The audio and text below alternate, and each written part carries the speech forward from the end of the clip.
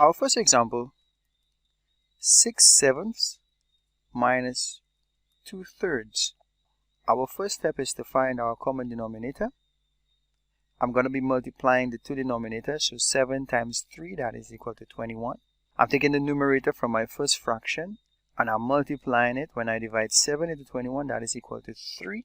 I'm subtracting here, taking the numerator of my second fraction, 2, and I'm multiplying this by the number I get when I divide 3 into 21, that is equal to 7.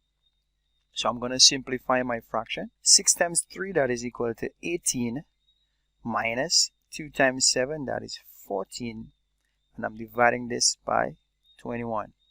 Well, 18 minus 14, that is equal to 4 over 21.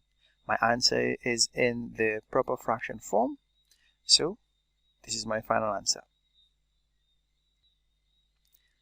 Next example, we will be subtracting 4/5 minus 1/2. First step, I need to get my common denominator because my fractions are already in proper fraction form. So 5 times 2, that is equal to 10. Take the numerator from my first fraction, 4, and I'm multiplying it. When I divide 5 into 10, that is equal to 2.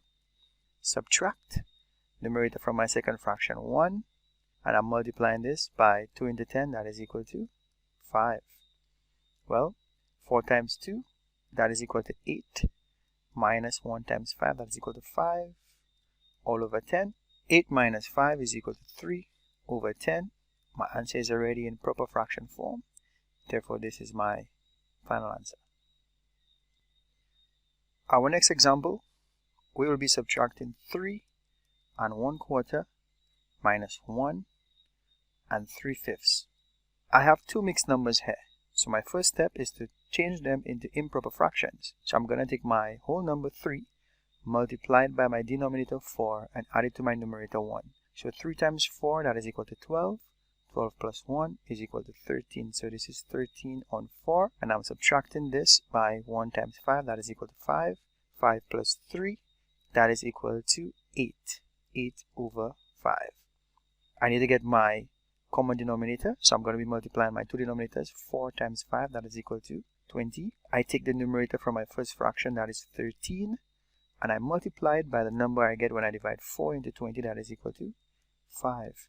I subtract, take the numerator from my second fraction, 8, and I multiply it by the number I get when I divide 5 into 20, that is equal to 4. So simplifying my fraction, 13 times 5, that is equal to 65, and I'm subtracting this by 8 times 4, that is equal to 32, all over 20. 65 minus 32, that is equal to 33, all over 20. Of course, this is an improper fraction, so let's put it as a mixed number. 20 into 33, we get 1, remainder 13 on 20. And this is my final answer. For the next example, we will be subtracting 6 and 1/2 minus 2 and 5/8. These are two mixed numbers, so my first step is to change them into improper fractions. So 6 times 2, that is 12.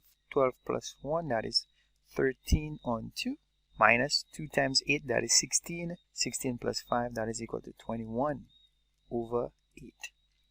Alright, my lowest common denominator. In this example, I will not be multiplying because I can see that 2 is a factor of 8. So my lowest common denominator is equal to 8. Numerator of my first fraction, 13. And I'm going to multiply this number by the number I get when I divide 2 into 8, that is equal to 4. Minus the numerator of my second fraction, 21. And I'm going to multiply this when I divide 8 into 8, that is equal to 1.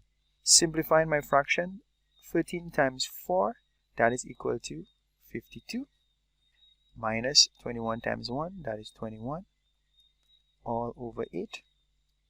52 minus 21, that is equal to 31 on 8. This is an improper fraction, so we need to simplify it. 8 into 31, that is equal to 3, remainder 7 on 8. This is my final answer.